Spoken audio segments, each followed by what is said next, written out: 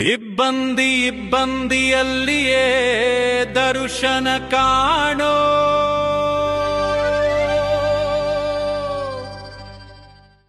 Namaste, Shekhar Purna here. Subject: Why a section called Pravachana, Discourse in the Ibbandi, Confusion Dilemma channel. The initiative to start this dual YouTube channel was originally limited solely to recording my response based on the news and information related to AI that I came across. However, it is clear that turning this into a daily routine has been progressing at a somewhat slow pace. Just because of this, my brain does not stop functioning, it keeps moving continuously. The idea suddenly struck to gather these activities and thoughts in one place and share them with everyone. All sorts of thoughts emerge, and for now, it is impossible to classify them precisely. Therefore, categorizing them as Pravachana, discourses, I am starting a new section within the same dual channel.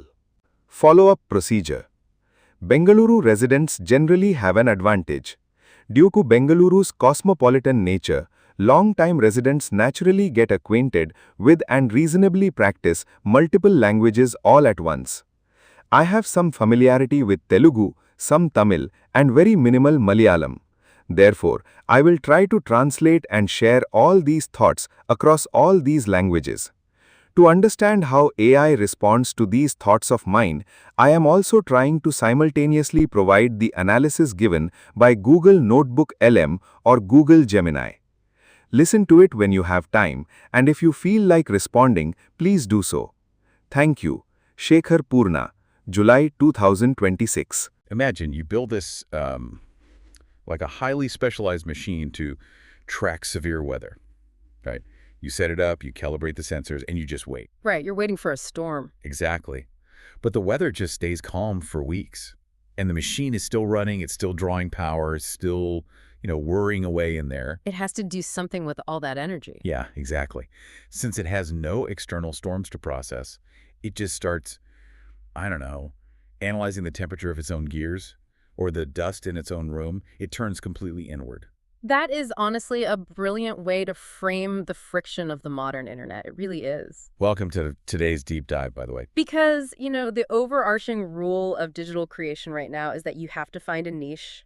You just have to. Right. You got to be the AI news person or the baking person. Yes, the algorithm demands a label. But human consciousness, it inherently resists that kind of strict single-lane filtering. Which brings us to today's mission. We are jumping straight into the mechanics of what happens when a creator's brain basically outpaces their chosen niche.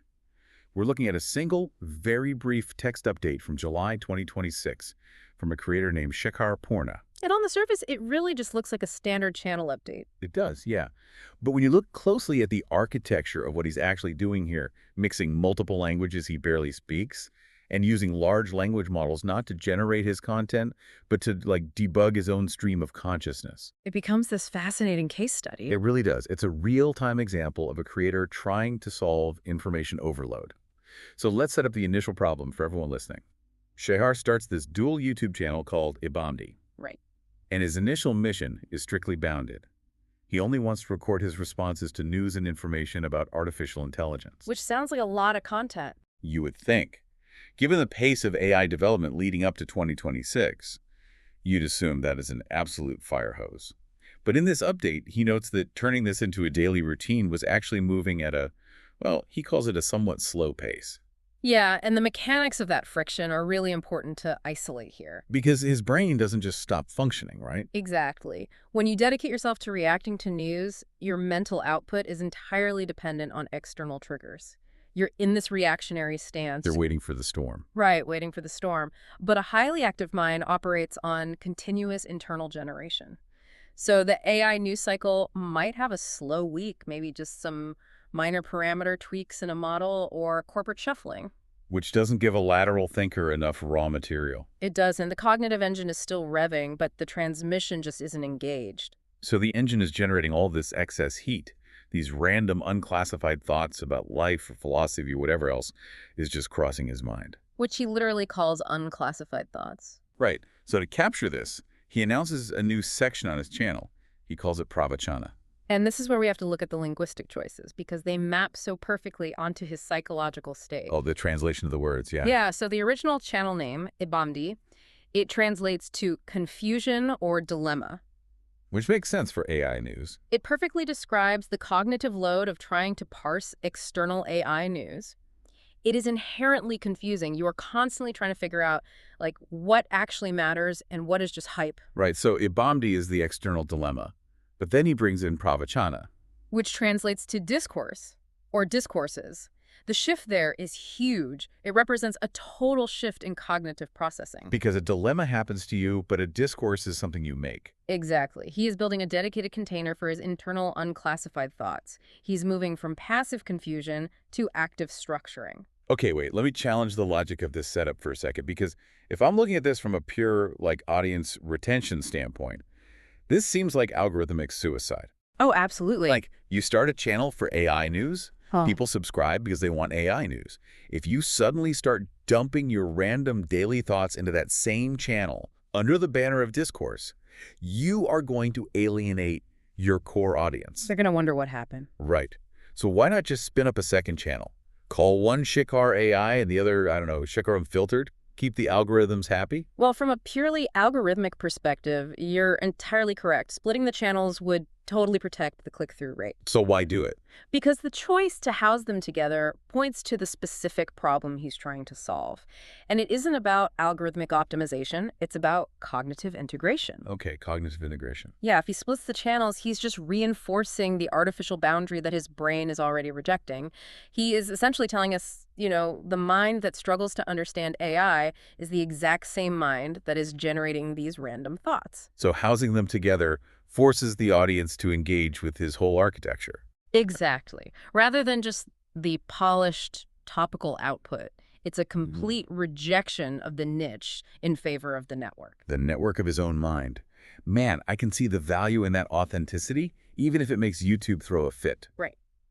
But, okay, this structural pivot is really only the first layer.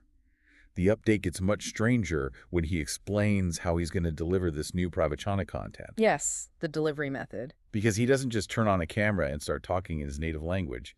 He ties his delivery directly to his physical geography. Yeah, the text highlights what he calls the Bengaluru resident advantage. Right. And for context, for anyone listening who might not know, Bengaluru is one of the most prominent tech and economic hubs in India, which makes it highly, highly cosmopolitan. And he notes that longtime residents there naturally get acquainted with and just practice multiple languages simultaneously just by walking around the city. It's just part of daily life. Yeah. So to honor that environment, he announces he will translate and share his unclassified thoughts across several languages. He specifically lists Telugu, Tamil, and what he literally describes as very minimal Malayalam. And the inclusion of that last detail, the minimal Malayalam, that's the mechanism we really need to analyze here. Because translating abstract stream of consciousness thought is hard enough in a language you actually speak. Right. Attempting it in a language where your proficiency is very minimal, that is a fascinating sociolinguistic choice. See, this is where he loses me entirely. I mean, I understand wanting to reflect your cosmopolitan city, sure, but we're talking about 2026. Yeah.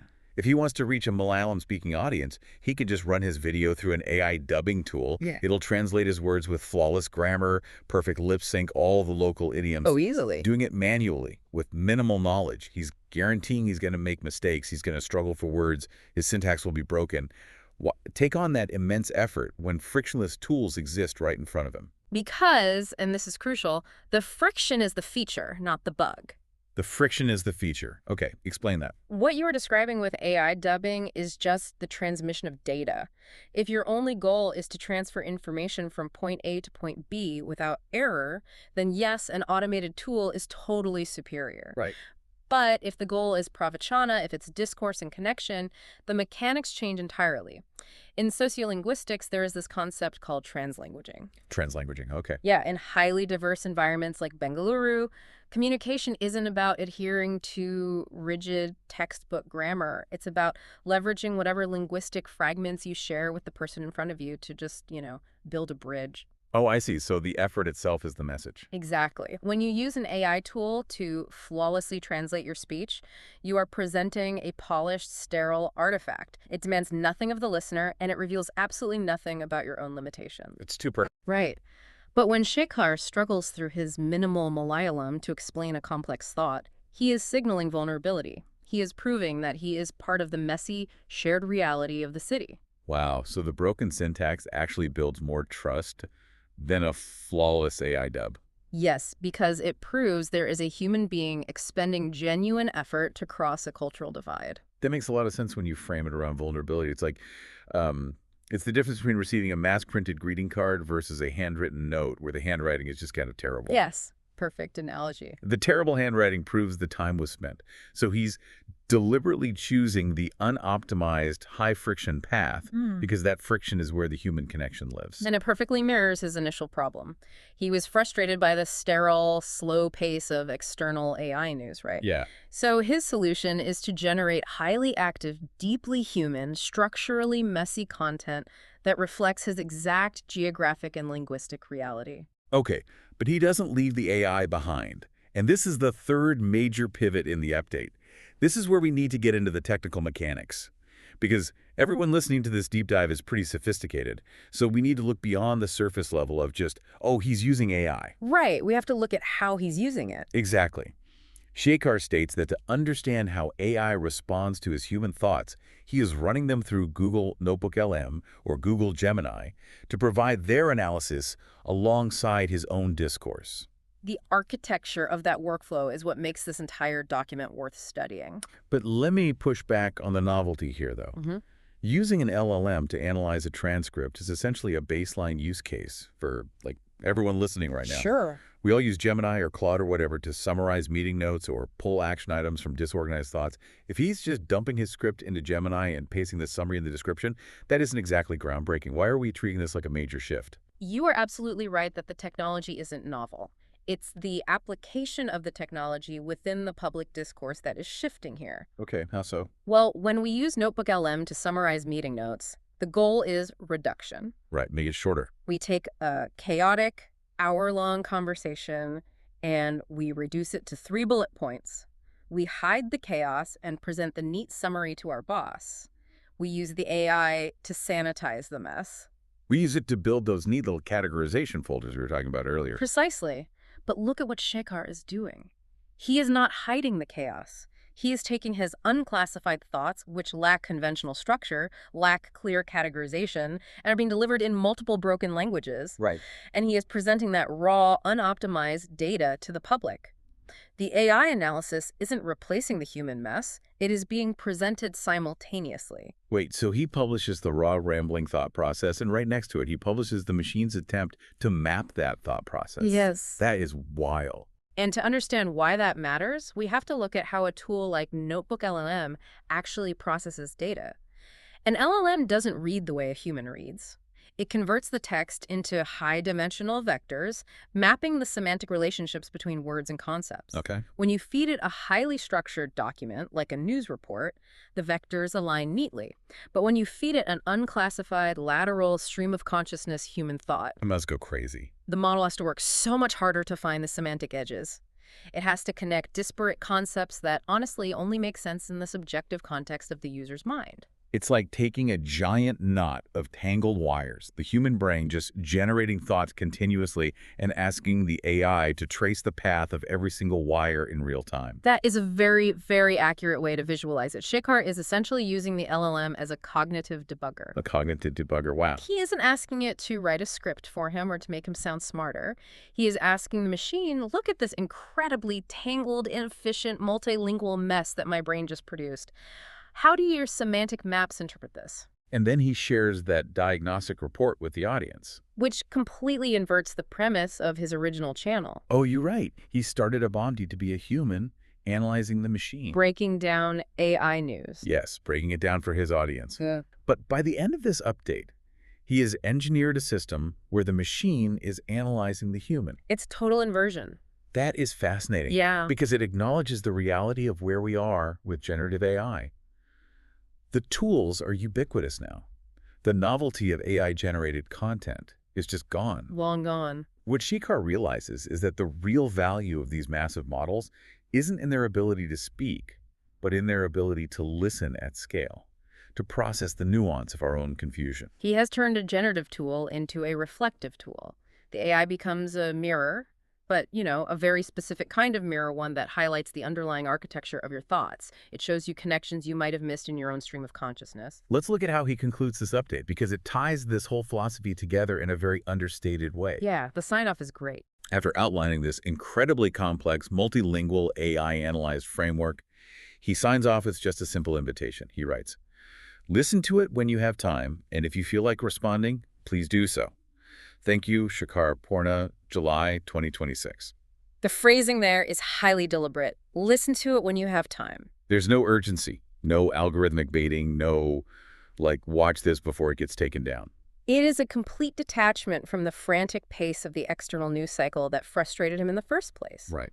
When you're running an AI news channel, the implicit message is always, you must consume this immediately or you will fall behind. Because the value of news decays so rapidly. Exactly. But by shifting to Pravachana to unclassify human discourse, the value equation changes completely. A random, complex human thought doesn't expire in 24 hours. And the AI's analysis of that thought doesn't lose relevance the next day either. It's evergreen chaos. He has built a system that moves at the speed of human processing, not the speed of the news cycle. And it respects the cognitive load of the audience, too. He recognizes that you, the listener, are dealing with your own information overload. Right. He's not demanding your immediate attention. By offering the content without aggressive demands for engagement, he is modeling the very kind of discourse he wants to create. He provides the raw material, he provides the AI's structural analysis of it, and leaves the final synthesis entirely up to the listener's discretion. It's a really remarkable blueprint for how creators can adapt right now. We've covered a lot of ground today, tracing this one short update. We started with the realization that a specialized niche can feel agonizingly slow to a mind that constantly generates new, lateral thoughts. We looked at how Shekar dismantled that niche, moving from the dilemma of Abambi to the active discourse of Pravachana. And we examined the sociolinguistic mechanics of his delivery, how embracing the friction of speaking minimal Malayalam in a cosmopolitan space like Bengaluru serves as a stronger bridge for human connection than flawless, sterile AI translation. Because the effort communicates more than the vocabulary ever could. Exactly. And finally, we explored the technical architecture of his ultimate experiment, taking that raw, unoptimized human output and feeding it into Gemini and Notebook LM, not to reduce it to a summary, but to publicly map the semantic relationships of his own consciousness. Using the machine as a real-time cognitive debugger. Yes. The integration of all these elements creates a profoundly different kind of digital artifact. It is an artifact that refuses to hide the labor of thinking.